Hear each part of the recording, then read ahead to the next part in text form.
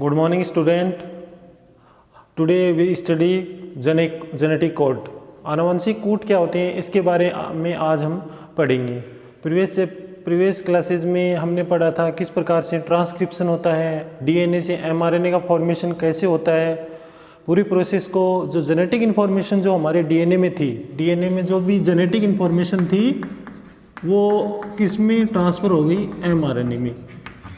ठीक है, जो भी डीएनए में आनुवंशिक सूचनाएं यही वो एमआरएनए में शिफ्ट हो गई। एमआरएनए से क्या है, वो सूचनाएं जो जेनेटिक इन्फॉर्मेशन है वो किस फॉर्म में आती हैं उसके बारे में पढ़ते हैं। देखिए, ये होते हैं जेनेटिक कोड। आनुवंशिक कूट के थ्रू ही आनुवंशिक सूचनाएं होती हैं, वो कोडित होती हैं। जैसे कंप्यूटर में बाइनरी लैंग्वेज होती है। मीडियम क्या होता है आनुवंशिक इन्फॉर्मेशन का, उसमें वैज्ञानिकों ने, साइंटिस्ट ने डिस्कवरी की। सबसे पहले इसमें बताया था ग्रिगोर गेमाओ नामक साइंटिस्ट ने, उसने बताया कि आनुवंशिक जो कूट होते हैं 20 amino acid code is 3 nucleotides, यानी एक प्रोटीन जो का फॉर्मेशन होता है उसमें 20 अमीनो एसिड्स पाए जाते हैं और उस अमीनो एसिड्स में जो कोड करते हैं वो कोड क्या होते हैं, ट्रिपलेट होते हैं। ट्रिपलेट मीन्स 3 न्यूक्लियोटाइड से एक कोड बनता है। Formation of the one genetic code from 3 nucleotide. मान लीजिए हमारे पास न्यूक्लियोटाइड हैं एडेनिन, गुआनिन, साइटोसिन, AGC। तो एक ट्रिपलेट का 3 प्रकार के न्यूक्लियोटाइड से एक ट्रिपलेट बनता है, उसको एक आनुवंशिक कूट कहते हैं। ये ग्रिगोर गेमाओ नामक साइंटिस्ट ने पहले ही बता दिया। उसके बाद आया Hargobind Khorana. He developed a chemical method in RNA synthesizing RNA। उसने RNA का जो फॉर्मेशन कैसे होता है, उसका केमिकल सिंथेसाइज कैसे होता है वो डेवलप किया। Developed chemical method in RNA synthesising, यानी किस प्रकार से RNA का फॉर्मेशन किया जाता है, उसने न्यूक्लियोटाइड्स का फॉर्मेशन के लिए एक सिंथेसाइज किया हरगोविंद खुराना ने। लेटेस्ट लेटर उसके बाद आया Marshall Nirenberg. Developed cell free system for protein synthesis. Nirenberg ने किस प्रकार से प्रोटीन का सिंथेसिस होता है उसके बारे में उसकी डिस्कवरी की और पूरा एनालिसिस किया। तो यदि 3 कोड से एक कोड कूट का निर्माण होता है, जेनेटिक कोड, जो आनुवंशिक सूचनाएं जिस फॉर्म में डीएनए से एमआरएनए में आई हैं, जैसे डीएनए में A, T, C, G, उसके बाद उसके कॉम्प्लीमेंट्री A के क्या बनेगा, U, T के A, C के G, G के C। इसी कंप्लीट फॉर्म में जो सूचनाएं आती हैं उन सूचनाओं में एक जो इन्फॉर्मेशन होती है, वो 3 न्यूक्लियोटाइड से मिलकर 3 न्यूक्लियोटाइड से मिलकर बनती है। तो इन जेनेटिक कोड्स के क्या क्या साइलेंट फीचर होते हैं, सबसे पहले हम ये देख लेते हैं। What is the silent feature of the genetic code. सबसे पहला जो पॉइंट आएगा इसमें जेनेटिक कोड का, जेनेटिक कोड इज यूनिवर्सल होते हैं। आनुवंशिक कोड हमेशा सार्वत्रिक होते हैं, यूनिवर्सल होते हैं। कोई भी, यानी ह्यूमन, बैक्टीरिया से लेकर ह्यूमन बीइंग, कैसा भी ऑर्गेनिज्म हो, लोअर कैटेगरी ऑर्गेनिज्म से हाई डेवलप्ड ऑर्गेनिजम्स ह्यूमन तक यदि देखें, मान लीजिए यू ये फिनाइल एलेलाइन को कोडित करता है। आनुवंशिक कोड अमीनो एसिड का फॉर्मेशन के लिए रिस्पॉन्सिबल है U। तो ये बैक्टीरिया में भी यही उसको कोडित करेगा और ह्यूमंस में भी। कोई भी ऑर्गेनिजम्स हो, यानी यूनिक आनुवंशिक जो कूट होते हैं, जेनेटिक कोड होते हैं, उनकी जो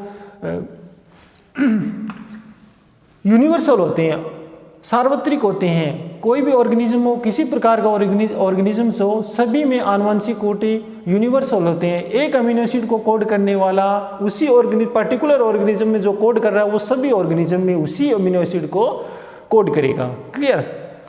दूसरा, नॉन ओवरलैपिंग।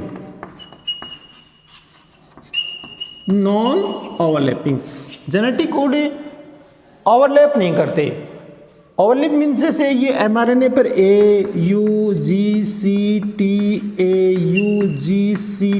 इसी प्रकार की इंफॉर्मेशन है। मान लीजिए AUG किसी अमीनो एसिड को कोड कर रहा है तो नेक्स्ट CTA करेगा और उससे नेक्स्ट UGC होगा। और उससे नेक्स्ट AGC होगा, नॉट AUGC मान लीजिए इसको, ये ओवरलैप नहीं करेंगे, ओवरलैप नॉट ओवरलैपिंग। और ओवरलैपिंग यदि करते तो क्या हो जाता, ये AUG दूसरे करा तो इसका UEC दूसरे कूट में भी काम आ रहा है, पहला कूट हो जाएगा AUG, ठीक है। इस प्रकार से सेकंड इसमें इस प्रकार से ओवरलैपिंग नहीं पाई जाती। Genetic code is not overlapping genetic information. जो भी जेनेटिक कोड में आनुवंशिक सूचनाएं होती हैं वो क्या होती है, नॉट ओवरलैपिंग होती है, ओवरलैप नहीं करते। जेनेटिक कोड एक दूसरे को ओवरलैपिंग करते हुए नहीं चलते।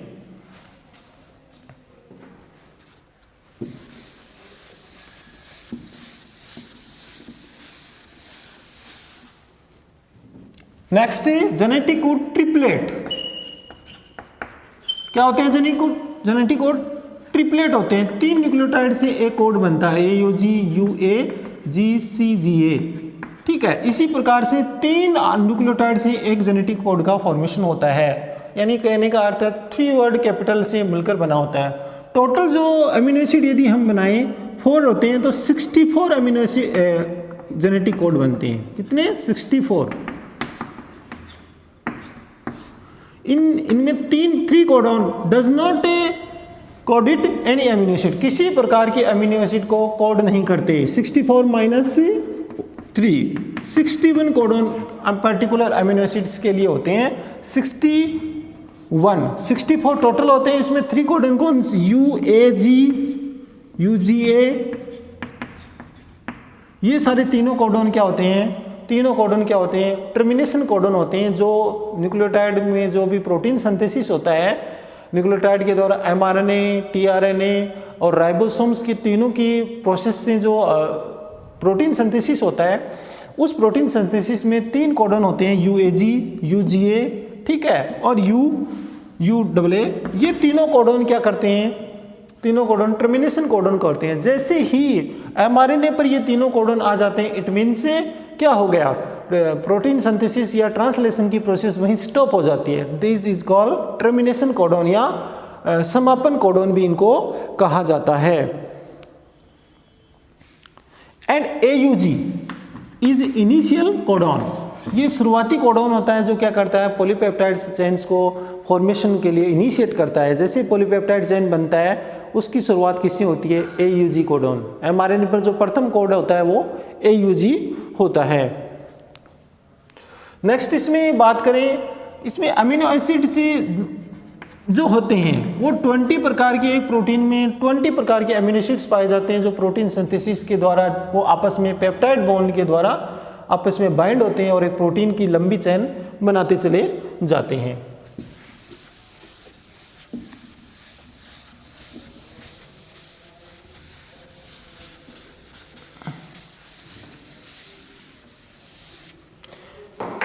जेनेटिक कोड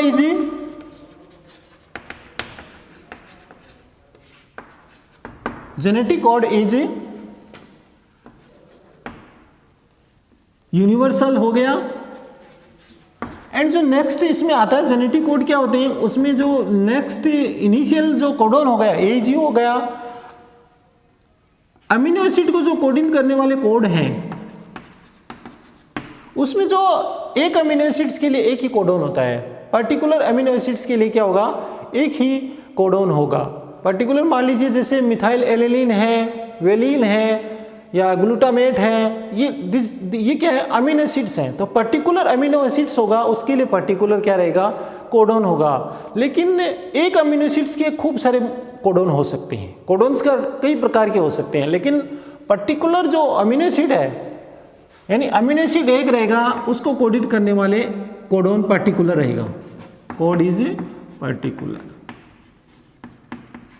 ये सारे जेनेटिक कोड के साइलेंट फीचर्स होते हैं। उसमें यदि फॉर्मेशन हम करना चाहें 64 कोडॉन का, तो यदि इस प्रकार का फ्लो चार्ट हम बना सकते हैं इजी वे में। यूरासिल, एडेनिन, गुआनिसिन, इसको 4 पार्ट्स में हम डिवाइड कर लेते हैं, जैसे पुनेट स्क्वायर हम बनाते हैं। UAGC, uracil, adenine, guanosine, cytosine, uracil, adenine, guanosine, cytosine. इधर भी हम लिखते हैं UAGC। अब तीनों को मल्टीप्लिकेशन कर सकते हैं UUU, एक यहाँ से उठाते हैं, एक यहाँ से, फर्स्ट इसका फर्स्ट, तो यह बन जाएगा UUU। अब इसको हम क्लियर, इसको पकड़े रखते हैं U और इसको नेक्स्ट वाला या इसका इसमें ये ले लेते हैं UA, सॉरी ये आएगा UAU।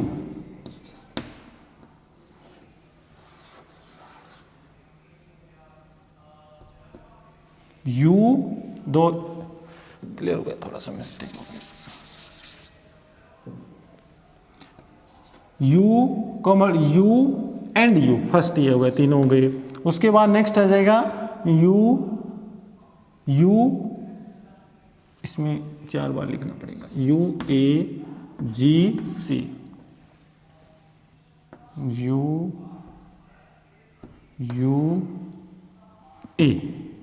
क्लियर। तीसरा UG।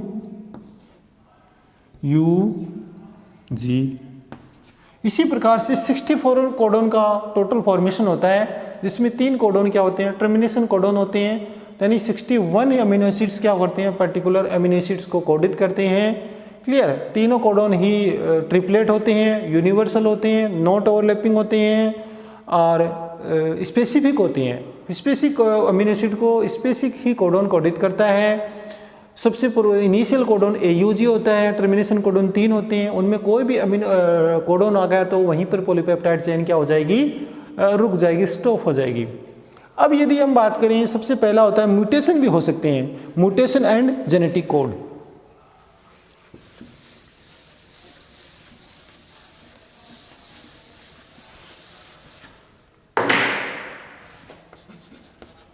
Mutation on genetic code. Genetic code में क्या म्यूटेशन हो सकते हैं? We also know about that mutation is a main. Mutation का मीन्स क्या होता है? Sudden change in chromosomes structure, chromosomes के स्ट्रक्चर में सडन चेंज हो जाना, जिससे उनमें न्यूक्लियोटाइड्स का जो सीरियल नंबर होता है वो चेंज हो जाता है। मान लीजिए DNA होता है, DNA की उसमें न्यूक्लियोटाइड AUGCTAC इसी प्रकार का DNA में पाया जाता है, या DNA से क्या बनता है? mRNA। ठीक है, DNA में यदि कोई सडन चेंज हो जाएगा तो उसी के अकॉर्डिंग उसका mRNA बनेगा। जैसे mRNA बनेगा, mRNA से रिलेटेड क्या बनेगी? प्रोटीन बनेगी। कोई भी इसमें चेंज होता है, यानी कोई इंसरेशन हो जाए न्यूक्लियोटाइड्स का, डिलीशन हो जाए या फ्रेम शिफ्ट हो जाए। पॉइंट म्यूटेशन में एक पर्टिकुलर न्यूक्लियोटाइड से अलग हो जाता है एंड फ्रेम शिफ्ट में पूरी शिफ्ट ही चेंज हो जाती है। मान लीजिए 2 DNA हैं ATCGA, ये इसका है, तो इसका यदि डिलेशन होगा इट मीन्स क्या हो जाएगा? ये T गायब हो जाएगा, तो क्या बन जाएगी? AGC। इट मीन्स ये जो T यहाँ से गायब हो गया, डिसअपियर हो गया। डिसअपियर होगा इट मीन्स T का ये न्यूक्लियोटाइड से जो जेनेटिक कोड है वो पहला जो बनने वाला था ATC, वो नहीं बनकर क्या बन रहा है? AGC। इस प्रोसेस को हम बोलते हैं डिलेशन। इंसरेशन, कोई दूसरा फर्दर न्यूक्लियोटाइड आकर ऐड हो जाए अतिरिक्त, जैसे ATGC है, यहाँ पर एक पर्टिकुलर A आ गया, इट मीन्स क्या हो जाएगा? ATAGCA। तो बीच में एक न्यूक्लियोटाइड आने से जेनेटिक इन्फॉर्मेशन चेंज हो गई। कहने का अर्थ है जैसे ही म्यूटेशन होंगे जेनेटिक कोड्स में, वो पर्टिकुलर उससे रिलेटेड mRNA बनेगा, mRNA से प्रोटीन बनेगा, वो प्रोटीन भी डिफरेंट बन जाएगी। इसका अच्छा एग्जांपल है सिकल सेल एनीमिया।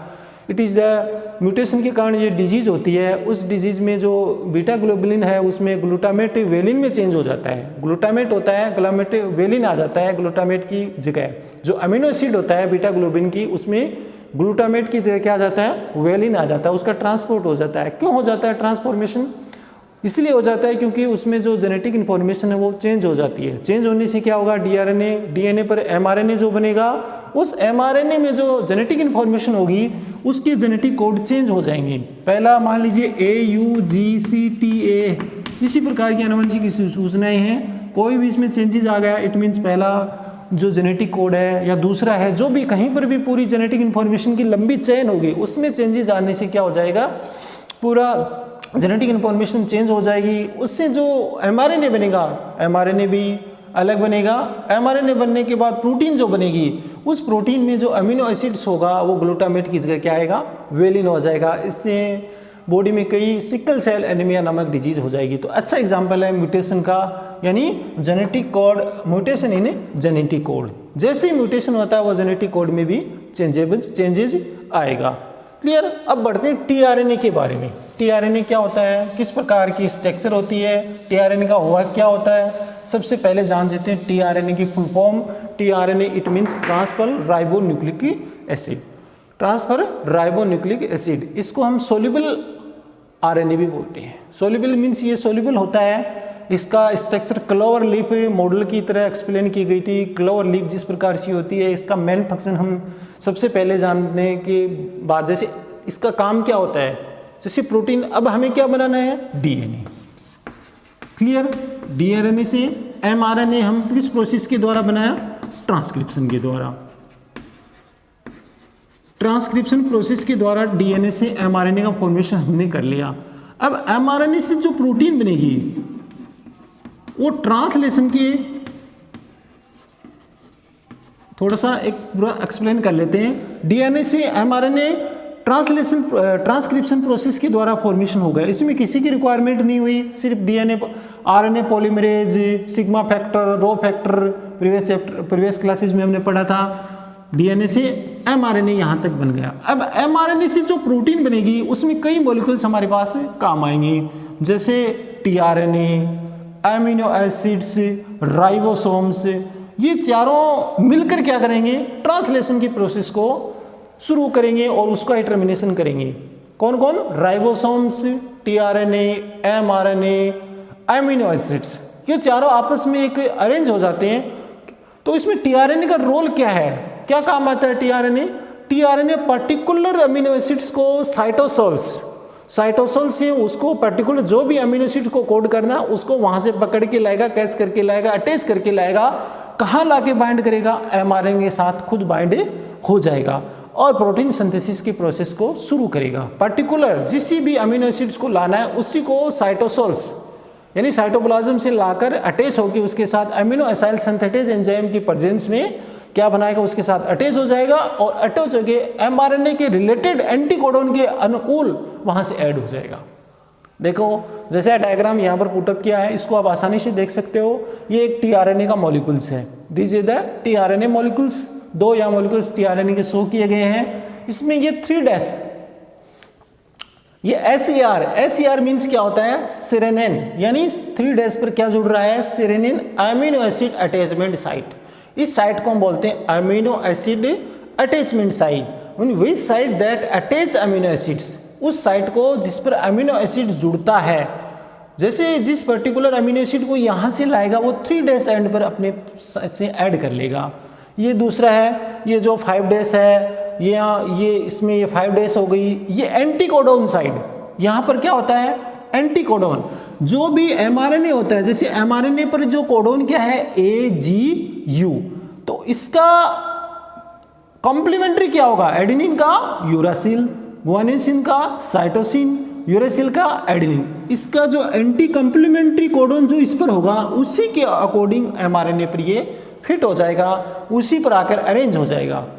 ये इसको बोलते हैं एंटीकोडोन साइट। एंटीवाईसी लूप होता है जहां पर राइबोसोम्स जुड़ता है और एक एक्स्ट्रा लूप पाया जाता है। सबसे पहले हम देखते हैं एंटीकोडोन लूप क्या होता है।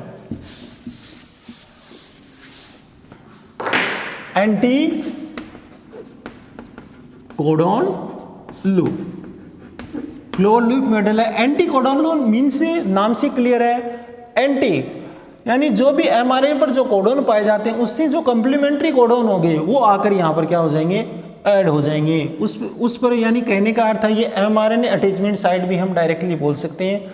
यानी यहाँ पर एमआरएनए जुड़ेगा या एमआरएनए से ये खुद जाकर ऐड हो जाएगा। इसके साथ क्या आएगा, अमीनो एसिड आएगा। एंटीकोडोन लूप होती है। जैसे एमआरएनए पर जो भी कोडोन होगा उसके कॉम्प्लीमेंट्री जो कोडोन होगा उसके साथ ये अरेंज हो जाएगा। दूसरा इसमें है amino acid attachment site, amino acid attachment, जहां पर अमीनो एसिड जुड़ता है उसको अमीनो एसिड अटैचमेंट साइट बोलते हैं। 3' एंड पर पाई जाती है। यहाँ पर पार्टिकुलर जो अमीनो एसिड को साइटोसोल से लाके अटैच करके लाएगा, यहाँ पर इसको ऐड कर लेगा, 3' एंड पर ये पाई जाती है। थर्ड है TYC लूप, T-साई लूप, इसमें राइबोसोम अटैच होगा। मैंने बताया प्रोटीन सिंथेसिस ट्रांसलेशन होता है, उसमें राइबोसोम, tRNA, mRNA और अमीनो एसिड चारों मिलकर क्या करते हैं, प्रोटीन सिंथेसिस की क्रिया करते हैं। तो ये जो राइबोसोम यहाँ पर ऐड होगा वो TYC लूप पर होगा। नेक्स्ट है DHU लूप, ये अमीनो एसिड सिंथेटेज साइट होती है। यहाँ amino acid acyl synthetase enzyme पाया जाता है, वो यहाँ पर जुड़ा रहता है जो अमीनो एसिड को ऐड करेगा। एक्स्ट्रा लूप होती है जो वो इन दोनों के मध्य पाई जाती है, जो TYC लूप और एंटीकोडोन साइट के मध्य एक्स्ट्रा लूप पाई जाती है। TYC loop between anticodon loop, इसके बीच में पाई जाती है। जो एक्स्ट्रा लूप होती है उसका काम क्या होता है, अतिरिक्त बीच में पाई जाती है। इसी तरह से 5 प्रकार की साइटें पाई जाती हैं जो tRNA पर स्पेशली पाई जाती हैं। और ये tRNA क्या करता है, इसे tRNA में प्रोटीन सिंथेसिस की क्रिया, सबसे पहला काम अमीनो एसिड एसाइल सिंथेटेज नामक एंजाइम की प्रेजेंस में अमीनो एसिड से ऐड होगा। अमीनो एसिड से ऐड करके यह वापस आकर संबंधित जो mRNA है उस mRNA के पास जाकर, जहाँ पर राइबोसोम ऑलरेडी उसको जोड़ के रहेगा और प्रोटीन सिंथेसिस को इनिशिएट करेगा, ट्रांसलेशन की प्रक्रिया को शुरुआत करेगा। इसी प्रकार ये tRNA होता है, क्लोर लीफ मॉडल होता है, इसको ट्रांसफर RNA भी बोलते हैं। जैसे पहले शुरुआत में 3 प्रकार के mRNA बताए थे, mRNA, rRNA। mRNA is the messenger RNA, जिसमें क्या होता है मैसेंजर RNA, जिसमें DNA से mRNA बनता है, यानी जो जेनेटिक इन्फॉर्मेशन होती है वो DNA से किस में आ गई, mRNA में आ गई। अब जो mRNA में आई और tRNA जो है वो mRNA उसके एंटीकोडोन mRNA पर जो कोडोन पाए जाएंगे उसके कंप्लीमेंट्री जो tRNA में होंगे वहाँ पर ऐड होके, जो ऑलरेडी tRNA के पास क्या है, राइबोसोम्स है, अमीनो एसिड्स है, वहाँ जाके ऐड हो जाएगा और ट्रांसलेशन की प्रोसेस को शुरू करेगा। नेक्स्ट हम पढ़ेंगे ट्रांसलेशन क्या होता है, किस प्रकार से होता है, उसका इनिशिएशन कैसे होता है, कैसे एलोगेशन होता है, पॉलीपेप्टाइड चेन कैसी बनती है। ओके,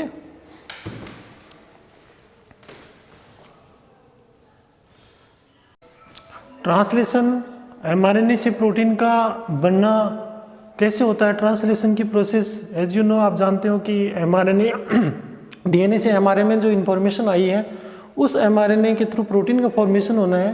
तो mRNA से प्रोटीन बनती है, उसको ट्रांसलेशन कहते हैं। वो ट्रांसलेशन स्टेप क्या है, इसके क्या क्या स्टेप होते हैं, ट्रांसलेशन कैसे होती है। इस ट्रांसलेशन स्टेप में तो है स्टेप क्या है, charging of RNA, tRNA, initiation, elongations, terminations. ठीक है, ये 4 स्टेप होती हैं ट्रांसलेशन की। जो mRNA से जो प्रोटीन बनती है उसमें 4 प्रोसेस से 4 स्टेप अपने को मिलेंगी ट्रांसलेशन की। सबसे पहले क्या होगा, चार्जिंग ऑफ tRNA, यानी उसको हम क्या कहते हैं, अमीनो एसाइल ऑफ tRNA, यानी चार्जिंग ऑफ tRNA। tRNA का काम क्या रहेगा, tRNA को अमीनो एसिड के साथ अटैच करना। tRNA कैसे, tRNA साइटोसोल्स में जाकर अमीनो एसिड को, रिलेटेड अमीनो एसिड को ऐड करके अपने साथ लाएगा और mRNA के पास लाकर उसके प्रोटीन सिंथेसिस करेगा।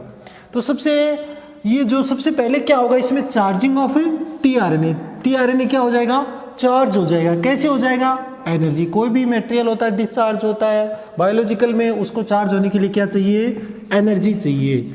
एनर्जी रिक्वायरमेंट होती है, वो एनर्जी किससे ऑब्टेन की जाती है, ATP के द्वारा।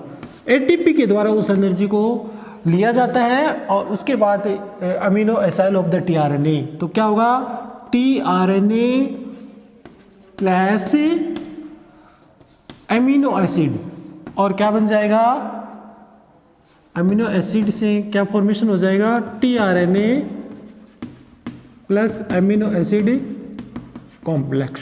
इसका फॉर्मेशन हो जाएगा। यानी टीआरएनए अमीनो एसिड्स के साथ जो बाइंडिंग साइट होती है टीआरएनए के ऊपर, वो अमीनो एसिड के साथ ऐड हो जाएगी और टीआरएनए अमीनो एसिड कॉम्प्लेक्स बन जाएगा। ये जो रिएक्शन होती है वो कुछ एंजाइम के द्वारा कैटेलाइज की जाती है। Amino acid tRNA synthetase enzyme, amino acid tRNA synthetase नामक एंजाइम है, उसके द्वारा टीआरएनए और अमीनो एसिड आपस में क्या जाते हैं, ऐड हो जाते हैं, जुड़ जाते हैं और अमीनो एसिड टीआरएनए कॉम्प्लेक्स का निर्माण करते हैं। नेक्स्ट, जैसे इसका निर्माण होता है अमीनो एसिड का जो भी कोडोन होता है, सबसे पहले इसमें क्या होगा, चार्जिंग हो गया, अमीनो एसिड टीआरएनए कॉम्प्लेक्स बन गया। अब जैसे ये हो गया उसके बाद जो स्टेप आएगी वो होगा इनिशिएशन, यानी शुरुआत। जब प्रोटीन सिंथेसिस की क्या होगा, इनिशिएशन कैसे होगा, इनिशिएशन करते हैं सबसे पहले इसमें अमिलाइजेशन हो गया, charging of DNA, amino acid और टीआरएनए कॉम्प्लेक्स का निर्माण हो गया।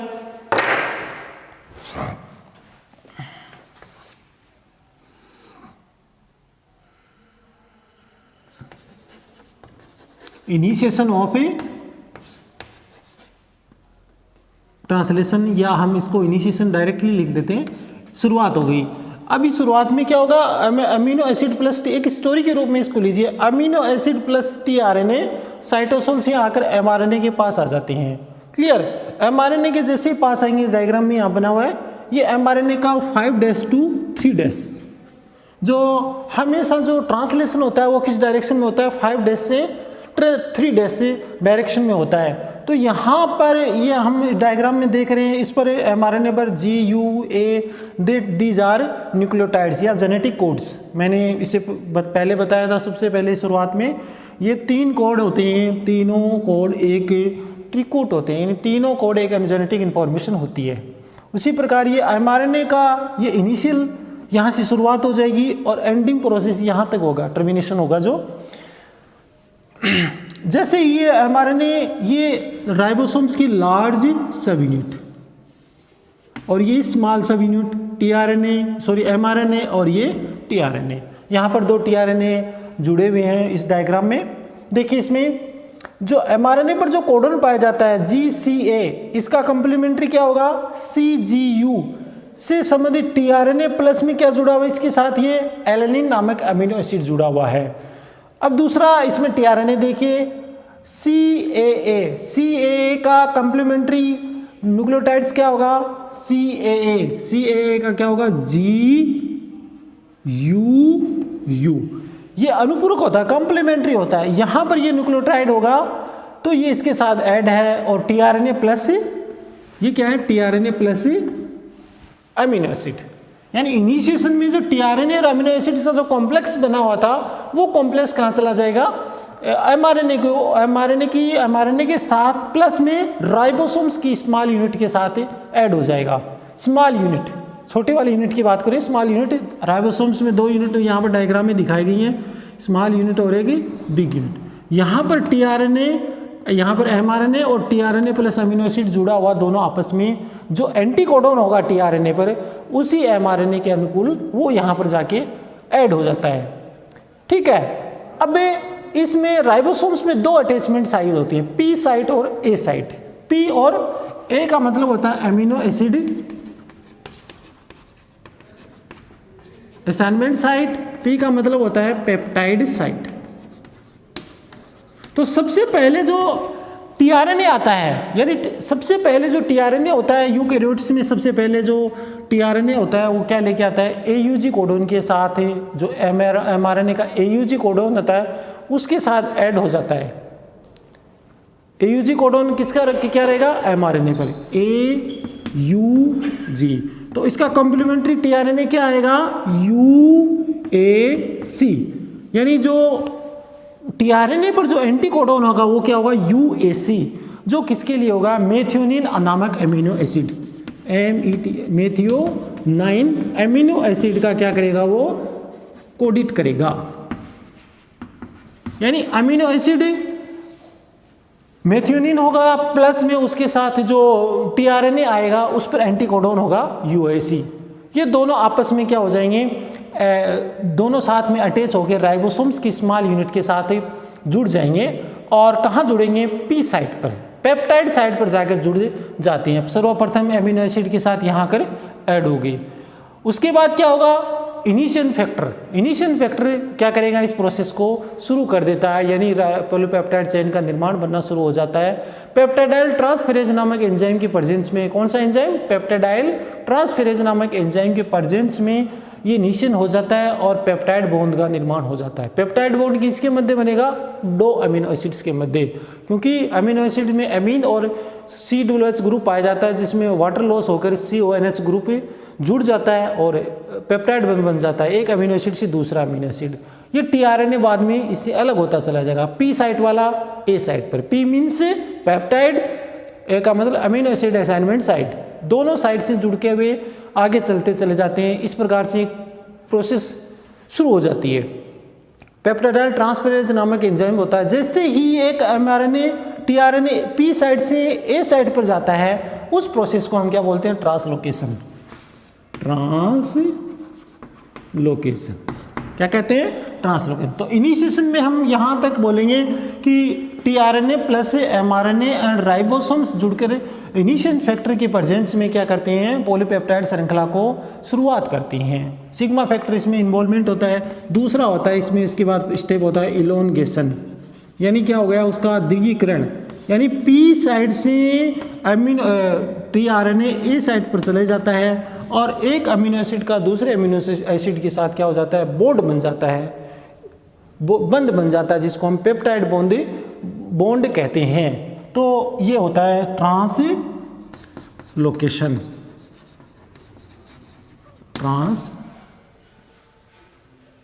इस प्रोसेस को हम ट्रांसलोकेशन कहते हैं।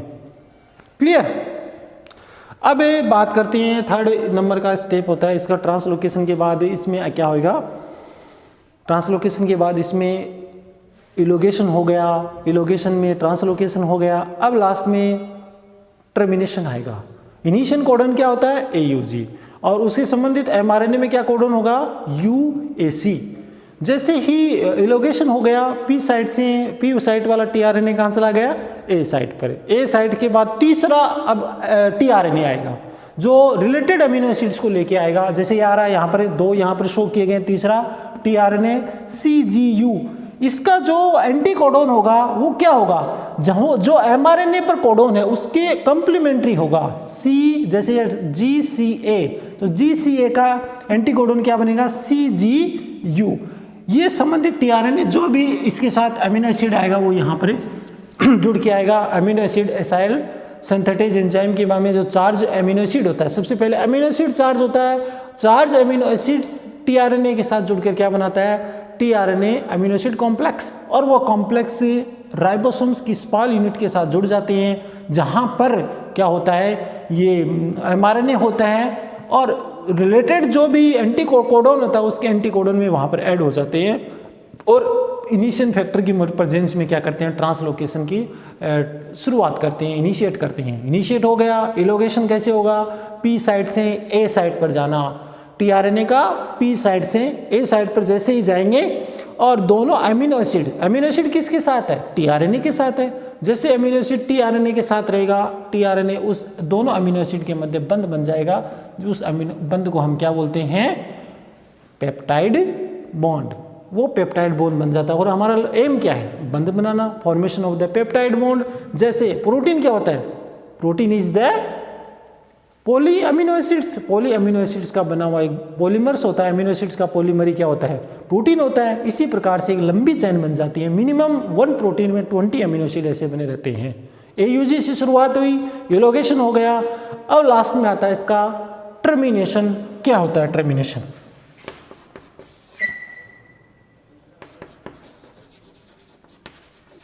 जैसे टर्मिनेशन कोडोन आएगा, टर्मिनेशन कोडोन कौन से होते हैं, UAA, UGA, UGA, तीनों कोडोन में से कोई भी टर्मिनेशन कोडोन इस mRNA पर पाया जाता है तो उसके लिए बाद में कोई भी tRNA यहाँ पर आएगा नहीं। कोई भी tRNA, कोई भी इस tRNA यहाँ पर आकर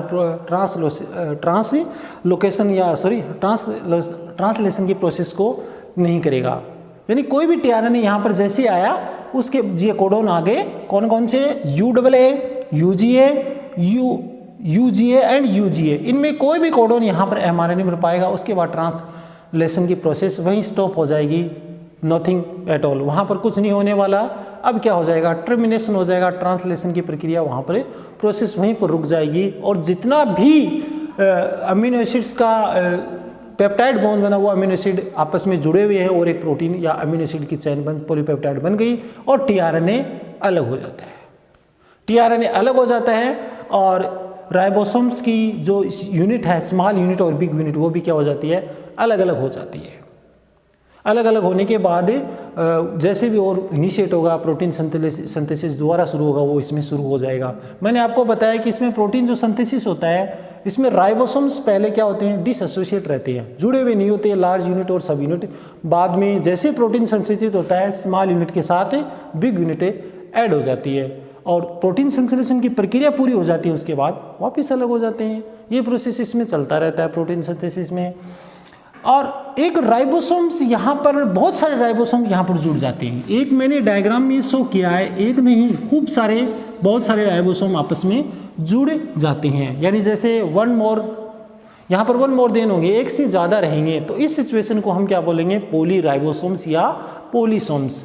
यहाँ जो प्रोटीन सिंथेसिस अलग अलग, यहाँ पर एक राइबोसोम, एक mRNA पर कई राइबोसोम्स की चेन बन जाती है, जो प्रोटीन सिंथेसिस की क्रिया को, ट्रांसलेशन की प्रक्रिया शुरू करते हैं, प्रोसेस चलती रहती है। उस सिचुएशन में एक कई राइबोसोम्स पाए जाते हैं, इसको बोलते हैं पोली राइबोसोम्स या पोलीसोम्स।